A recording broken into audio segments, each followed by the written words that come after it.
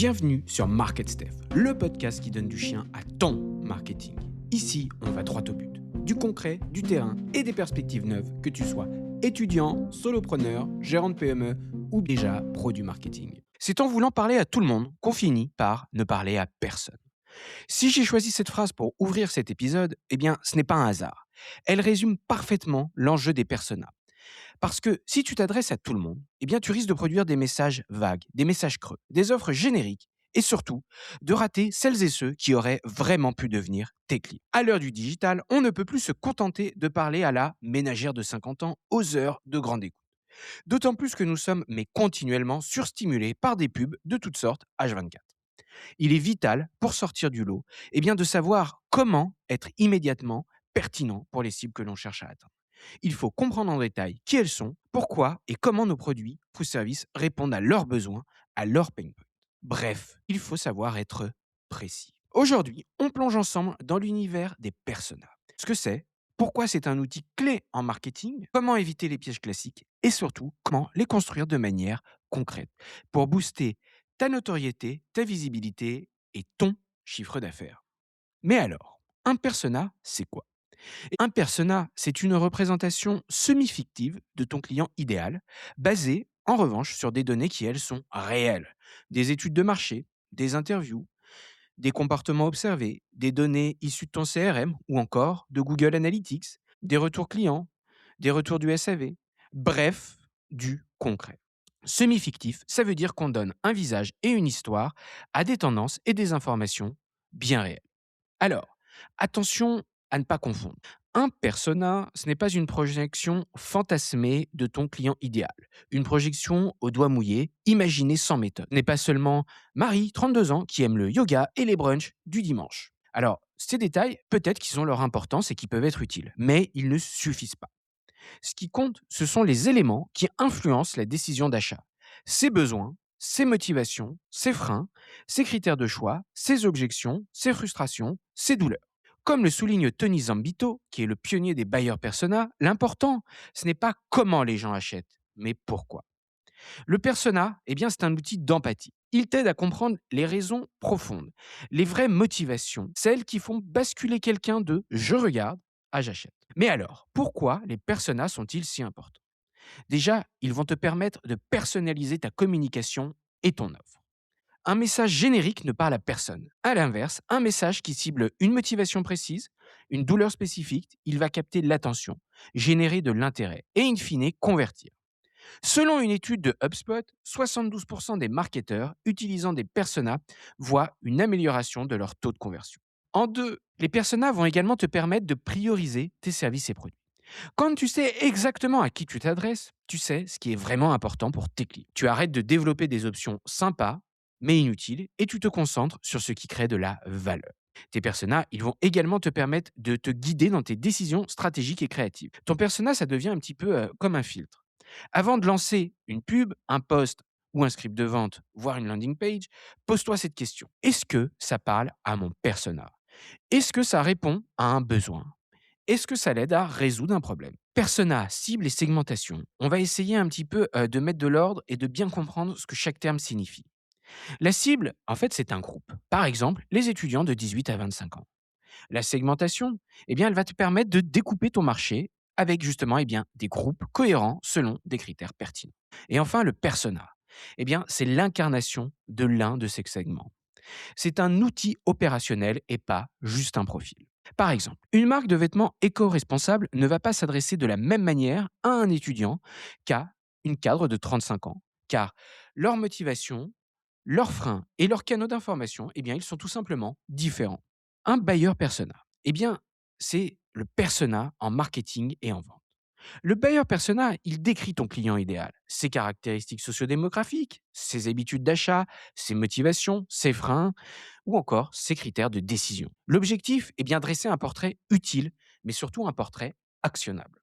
Prenons un exemple B2C. On va partir sur des vêtements éco-responsables. Claire, c'est notre persona. Elle a 34 ans, elle est cadre et elle a 2 enfants. Ses motivations? Consommer moins, mais mieux. Elle veut être alignée avec ses valeurs et éviter le gaspillage. Ses freins? Elle peut avoir peur du greenwashing, ressentir un prix perçu qui va être trop élevé et avoir des doutes sur la qualité. Quel est le message que je vais pouvoir lui adresser? Eh bien, je vais pouvoir lui dire: «Voici la preuve de notre traçabilité, voici pourquoi notre produit est durable et voici son impact réel». Maintenant, on va partir sur un exemple qui peut être à la fois B2B et B2C. On va prendre des ordinateurs reconditionnés. 2 personas. Notre premier persona, qui va plutôt être donc du B2C, ça va être un étudiant. Lui, il va avoir un budget limité, une peur de la panne et il va être sensible aux avis.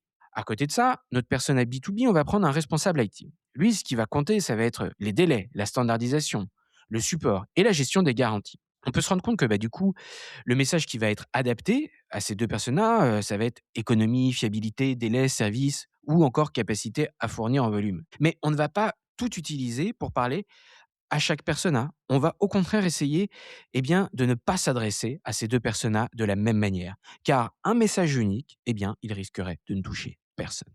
Mais alors, comment créer un persona utile? Eh bien, on va commencer par collecter des données.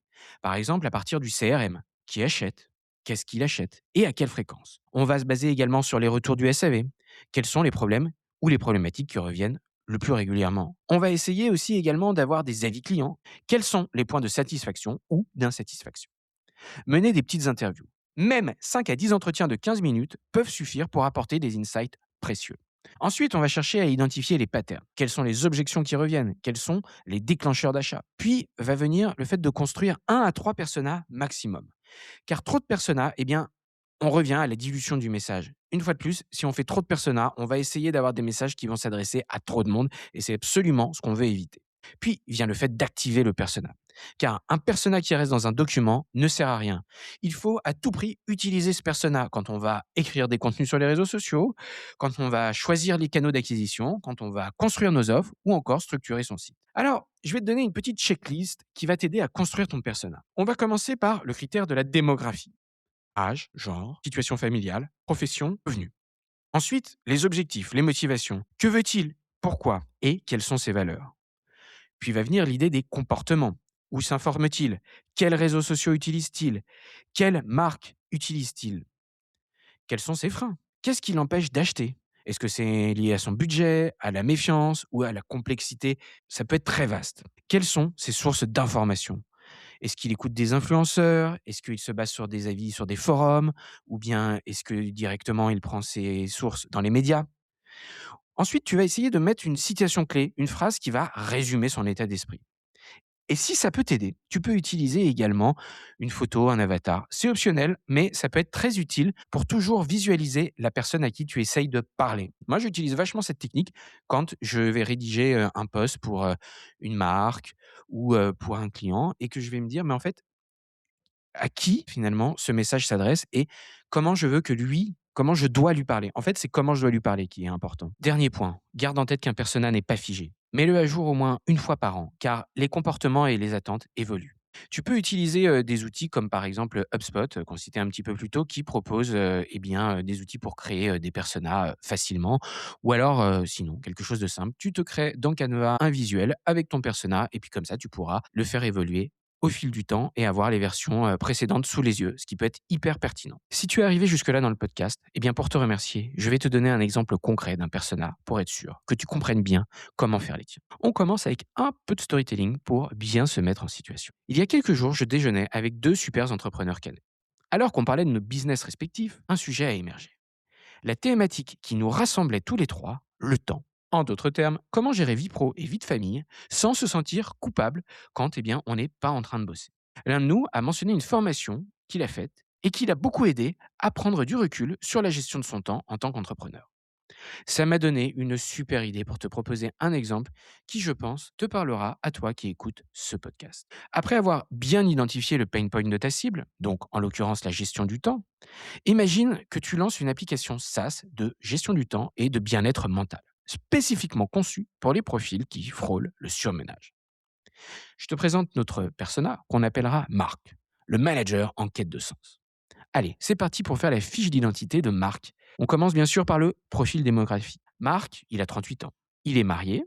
Il a 2 enfants en bas âge. Il est responsable marketing dans une PME en pleine croissance. Il va générer entre 55 et 65 k par an. Et il vit en périphérie d'une grande ville comme Lyon, par exemple. Et Marc, il subit tous les jours soit les transports, soit les bouchons. Donc là, tu vois, on a l'âge, la situation, le poste, ses revenus et son lieu de vie. Ensuite, style de vie, le pourquoi. Alors, ses valeurs. Lui, c'est la famille, l'efficacité et l'apprentissage continu. Ses passions, il aime faire du trail pour déconnecter. Il écoute des podcasts de productivité et il cuisine le week-end pour toute sa famille parce que ça l'aide à décompresser. Ses traits de caractère, il est perfectionniste, loyal, mais il commence à se sentir sous l'eau. Il a l'impression de courir après le temps sans jamais être vraiment présent, ni au travail, ni avec ses enfants. Ses objectifs et motivations, ce qu'il veut. D'un point de vue professionnel, c'est déléguer plus efficacement et arrêter de finir ses dossiers à 22 heures. Sur le point de vue personnel, il aimerait retrouver 2 à 3 soirées par semaine pour jouer avec ses enfants sans regarder son téléphone. Ses aspirations profondes, passer du mode survie-réaction au mode maîtrise-action. Ses points de douleur et frustration, finalement ce qui l'empêche de dormir. Le bruit, avec des gros guillemets, c'est-à-dire trop de notifications, trop d'emails et l'impression de faire du surplace. La culpabilité. Il a le sentiment de ne pas être un assez bon père et de ne pas non plus être un assez bon manager ou entrepreneur, de ne pas être assez inspirant pour les personnes qui le côtoient. Il va aussi avoir une fatigue décisionnelle, c'est-à-dire qu'en fin de journée, il est incapable de choisir ce qu'il veut manger tant son cerveau est saturé. Ensuite, on va s'intéresser à ses comportements d'achat et ses sources d'informations. Donc au niveau de ses canaux, on sait que Marc, il va être vachement sur LinkedIn pour la veille pro. Et il va aussi utiliser les canaux comme Instagram, mais plutôt pour le côté évasion, sport. Et il va être abonné à des newsletters, par exemple un petit peu deep work, qui vont l'aider à avoir des nouvelles techniques pour mieux se concentrer et mieux gérer son temps. Ses critères de décision, ça va être la simplicité d'interface. Il ne veut pas un outil complexe de plus. Il en a déjà suffisamment au travail. Il veut, lui, des preuves scientifiques et sociales, la possibilité de tester gratuitement. Il a besoin d'être rassuré. Ses freins, encore une application et je n'ai pas le temps d'apprendre à m'en servir. Pourquoi est-ce que cet exemple pour l'équipe marketing gérer ce produit, il va être crucial? Quand il va regarder cette fiche, ça va lui permettre de d'orienter plutôt la stratégie marketing de la marque. Le message, au lieu de dire notre app gère votre calendrier, le message, ça va être retrouver vos soirées en famille grâce à une gestion de priorité qui respire. On va directement taper sur le point de douleur. Le canal, mais ça sert à rien de dépenser de l'argent, du budget en pub TikTok. Allons là où Marc se trouve, sur LinkedIn ou bien, par exemple, en sponsorisant des podcasts qui vont parler soit de business, soit de trail. Le produit. Si Marc il a une fatigue décisionnelle, votre interface, elle doit être épurée. S'il y a trop de boutons, on sait qu'on va le perdre. Essaye de retenir ceci. On ne vend pas un produit, on vend la résolution d'un problème et une transformation émotionnelle. Marc, il n'achète pas une application, il achète le calme retrouvé le mardi soir à 19 heures. Pour conclure, sache qu'aujourd'hui, il faut aller vers un marketing ultra ciblé. Grâce aux données et aux outils digitaux, on peut être beaucoup plus précis dans la création de nos personas. On passe donc d'un marketing de masse à un marketing hyper personnalisé et pertinent. Ta mission, ça va être de travailler tes personas pour parler avec les bons mots, toucher leur vraie motivation et répondre à leurs besoins réels. J'ai une petite question pour toi. Quel est le persona le plus surprenant que tu as déjà identifié? N'hésite pas à me le partager en commentaire. Tu viens d'écouter Market Steph, le podcast qui donne du chien à ton marketing. Si cet épisode t'a boosté, donne-lui un coup de pouce, 5 étoiles et un partage, c'est ce qui aide le plus le podcast à se faire connaître. Pour ne rien rater, rejoins-moi sur LinkedIn, Insta ou TikTok. On se capte dans 2 semaines, même jour, même heure, pour faire décoller ton business.